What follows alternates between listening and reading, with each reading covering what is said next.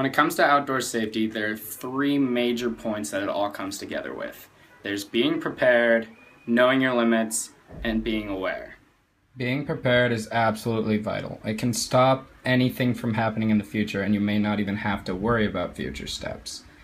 Being prepared has to deal with things like wearing sunblock before you go in the sun, always staying hydrated, having water with you, having a medical kit, or just knowing what you're doing ahead of time before you do it. One of the biggest things is always remember to wear sunscreen out in this Australian heat. Yeah, we got the fire, and we're gonna let it burn, burn, burn, burn. We're gonna let it burn, burn, burn. Heat stress is the #1 natural killer in Australia. There are 3 stages: heat cramps, heat exhaustion, and heat stroke. The symptoms to look out for are blurred vision, headaches, shallow breathing, and excess sweating. Heat stroke is the only life-threatening stage. However, remember that heat exhaustion can lead to heat stroke. If heat stress occurs, monitor vitals, remove excess clothing, keep in a cool place, and never neglect drinking water.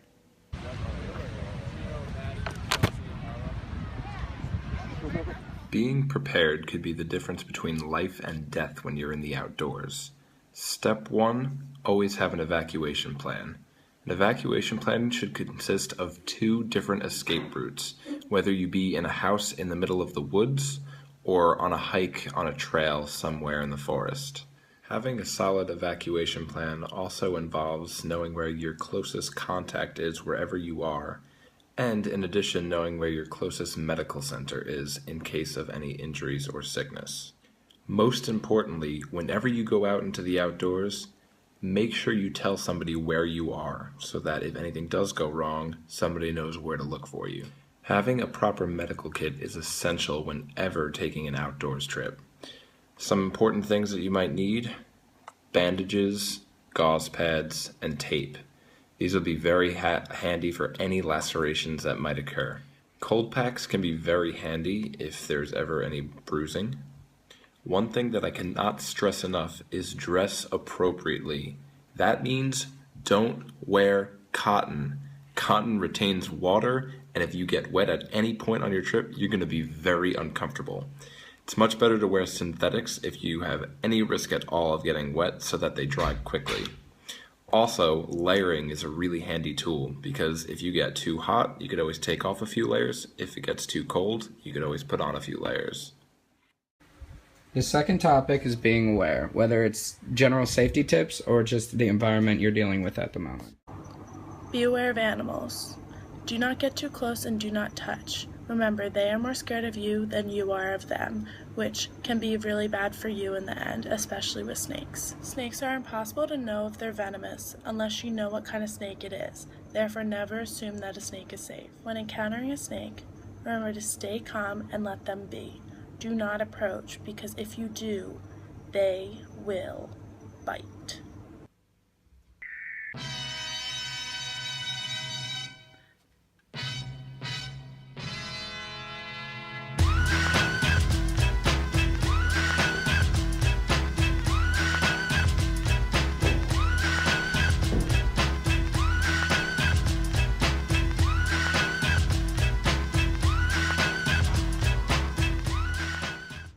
If you unfortunately get bitten by a snake, do not wash, try to get the venom out, or cut open the bite.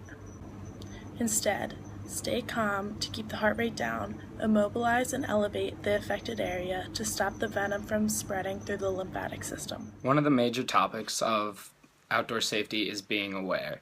Being aware of safety regulations in your area especially. Around Australia, a huge point is the beach regulations, with the lifeguards and the surf rescuers they'll have that set just to keep you safe. We actually were lucky enough, a good friend of mine is a surf rescue from one of a nearby beach, so we were able to get him to come by and just had a little interview with him. Alright, so what's your name? Tyrone. Tyrone, how long have you been surf life rescuing? Well, I've been doing it pretty much since I was 6, but that wasn't really like patrolling the beach or anything, but I was more so doing the activities like doing nippers and stuff, which is like the junior side of surf life saving, pretty much like doing events and stuff at the beach. but that led me on to actually doing the patrol of the beach, and I've been doing that for about 4 years now. And what beach do you patrol at?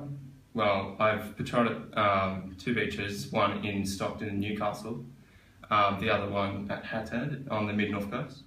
Alright, so thousands, hundreds of tourists come every single year to your beaches, tons and tons of people. What recommendations would you give for them to be safe, since they have no knowledge about what the dangers are? Okay, well the first one, the main one, would be swim within the flags. You've got the flags up, the yellow and red flags. You swim between them, and they're the areas where the lifeguards have chosen which is the safest spot and where they can see you. But I think another big one is if you don't have those flags, you always go to the beach with someone else. Because if you're there alone and you get caught in a rip or other, you're in other dangerous circumstances, you have to have other people to help you.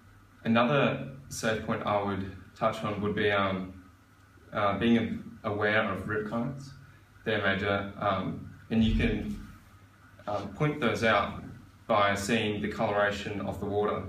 If it's a darker, like brownish color, that means all the sand is being washed up, and that's what usually happens when you've got big currents moving out to sea. So what exactly is a rip current, just for if anybody doesn't have any idea? Well, it's an area of the beach where the water is trying to escape.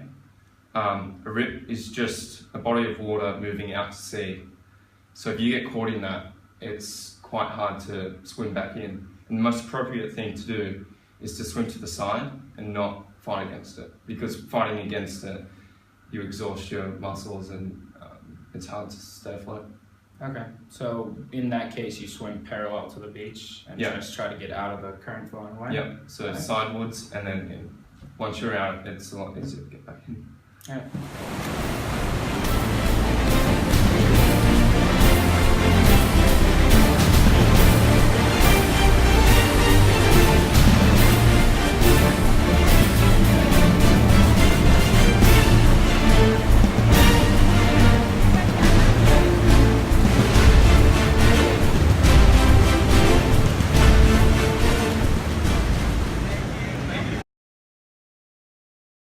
Bushfires have become a very serious issue in Australia, so it's always important to keep track of local news and always have an escape plan. The third topic is knowing your limits. If you don't know your limits, you could end up very easily in a sticky situation, putting yourself and others in danger. Don't you ever say I just walked away. I will always want you.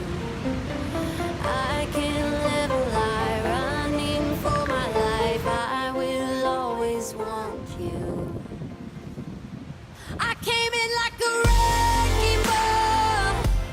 Alright, so Tyrone here is also a very avid rock climber. He's been on the national Australian rock climbing team, so he knows a lot about dealing with cliffs, going bouldering, or just climbing on rocks in general. Do you have any safety tips for people out there, whether they're going to try rock climbing or just playing around in some rocks out there? Yeah, definitely.